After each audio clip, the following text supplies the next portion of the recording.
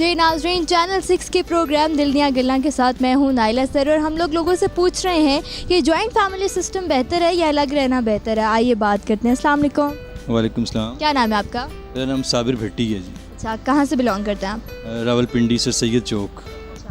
तो वहाँ पे लोग जॉइंट फैमिली सिस्टम में ज़्यादा रहते हैं या अकेले ज़्यादा रहते हैं? हमारी जो ट्रेडिशन है, अगर उसको आप लें, जो वैल्यूज़ हैं हमारी फोर फादर्स की, तो जॉइंट फैमिली सिस्टम को ही पसंद किया जाता है, प्रेफरेंस दी जाती है।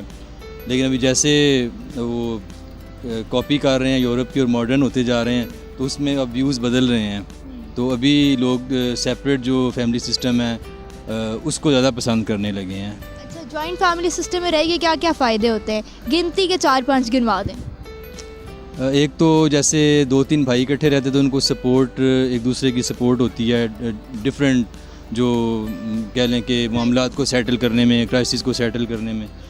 और दूसरा ये है कि आप सोसाइटी में आपकी एक अलग से पहचान बनती है उस फैमिली की, ठीक है।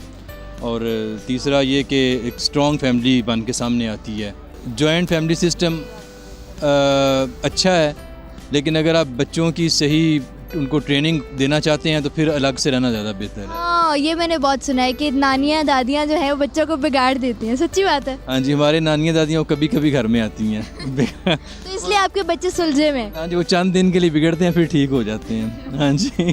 तो आप किसकी तरफ, किसको वोट करेंगे, जॉइंट फैमिली या सेपरेट यूनिट? अभी तो जो दौर आ गया उसमें सेपरेट को ही मैं वोट करूँगा।